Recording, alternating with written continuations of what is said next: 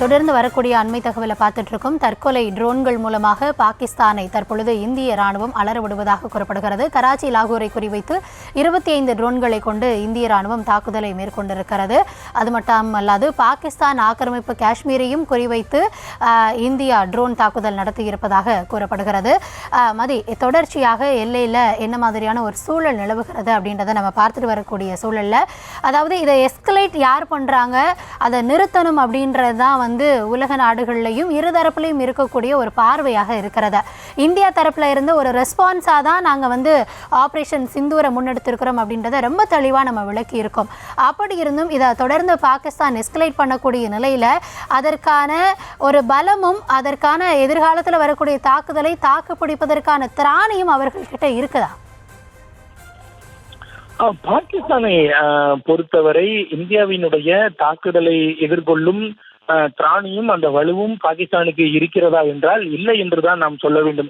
ஏனென்றால் கடந்த காலங்களில் நடைபெற்ற போரின் போது கூட 1971 போராகட்டும், அதன் பிறகாக 1999 கார்கில் யுத்தமாகட்டும், அனைத்துமே இந்தியாவிடம் பாகிஸ்தான் தோல்வியை தான் தழுவி இருக்கிறது. இன்னும் சொல்ல போனால் இந்திரா காந்தி ஆட்சியின் பொழுது நடைபெற்ற அந்த ஒரு போரில் கிழக்கு பாகிஸ்தானினுடைய ஒரு பகுதியாக இருந்த வங்கதேசம் அவர்களிடம் இருந்து பிரிக்கப்பட்டு கிழக்கு பாகிஸ்தான் பகுதியில் இருந்த ஒரு மாகாணமே பிரிக்கப்பட்டு வங்கதேசம் என்ற ஒரு தனி நாடையே இந்தியா பெற்று கொண்டது.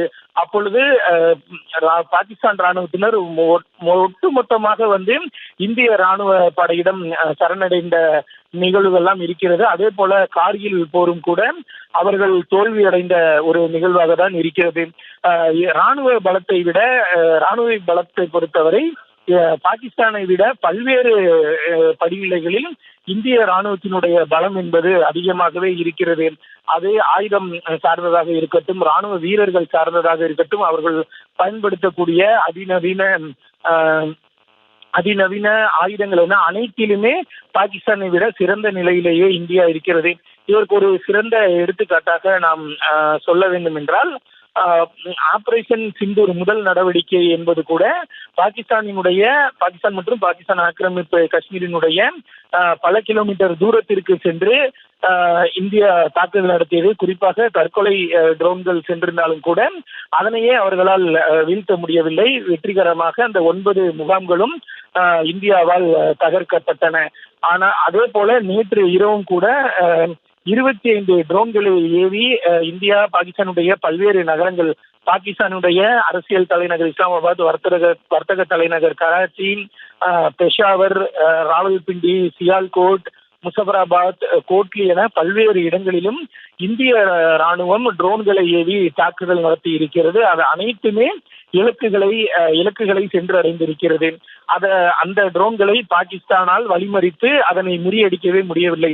மாறாக நேற்று பாகிஸ்தான் ஏவிய அந்த 50 ட்ரோன்களும் காஷ்மீர் மற்றும் பஞ்சாப் மாநிலங்களை நோக்கி பாகிஸ்தான் ஏவிய நேற்று இரவு மட்டும் பாகிஸ்தான் ஏவிய 50 ட்ரோன்களும் இந்தியாவால் வழிமறித்து வானிலேயே அது தகர்க்கப்பட்டு பாகிஸ்தானினுடைய இந்த தாக்குதல் முயற்சியானது வெற்றிகரமாக முறியடிக்கப்பட்டிருக்கிறது. இதிலிருந்தே ஒரு உண்மையை, அதாவது கடந்த காலங்களிலும் கூட இந்தியாவிடம் போர் புரிந்து பாகிஸ்தானுக்கு தோல்வியே மிஞ்சியது.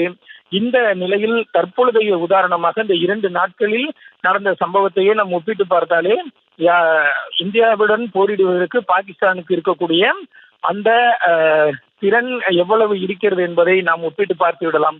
இந்தியா ஏவிய ஒரு ட்ரோன் கூட பாகிஸ்தானால் ஒழிக்க முடியவில்லை. அது அனைத்துமே இலக்கை சென்று தாக்கியது. ஆனால் பாகிஸ்தான் ஏவிய அனைத்து ட்ரோன்களும் வெற்றிகரமாக வானிலேயே இடைமறித்து அளிக்கப்பட்டு இருக்கிறது. இதிலிருந்து இந்தியாவினுடைய ராணுவ பலம் பாகிஸ்தானை ஒப்பிடும் பொழுது எந்த அளவிற்கு உயர்ந்த இடத்தில் இருக்கிறது என்பதே இதுவே ஒரு சிறந்த உதாரணமாக இருக்கிறது.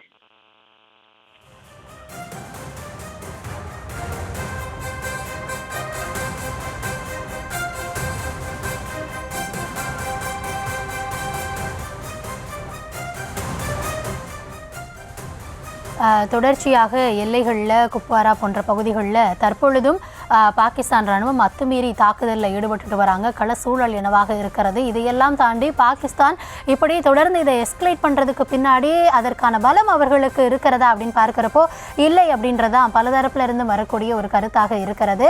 இருந்தாலும் நேற்று இரவிலிருந்தே தொடர்ச்சியாக அடுத்தடுத்து என்ன நடக்கிறது, களத்தில் என்ன இந்திய ராணுவம் நடவடிக்கை மேற்கொண்டிருக்கிறது அப்படின்றத பாரத பிரதமர் நரேந்திர மோடி அவர்களும் தொடர்ந்து கண்காணித்து வருவதையும் நம்மளால் பார்க்க முடிகிறது. இன்றைக்கும் காலையிலே ஏற்கனவே நிறைய மீட்டிங்ஸை அவங்க ஷெட்யூல் பண்ணியிருக்காங்க. பாதுகாப்பு குழு கூட தொடர்ந்து மீட்டிங்ஸை நடத்திக்கிட்டே இருக்காங்க. இன்னைக்கு அதிகாரப்பூர்வமாக காலையில் இந்திய ராணுவம் என்ன எதிர்கொண்டது, எப்படி பதில் தாக்குதல் அளித்தது அப்படின்றது தொடர்பான விவரங்களும் வெளியாகும் அப்படின்ற ஒரு எதிர்பார்ப்பும் நிலவுகிறது. தொடர்ந்து விவரங்களை பார்த்துட்டு இருக்கோம். பார்க்கலாம் ஒரு சிறிய இடைவேளைக்கு பிறகு.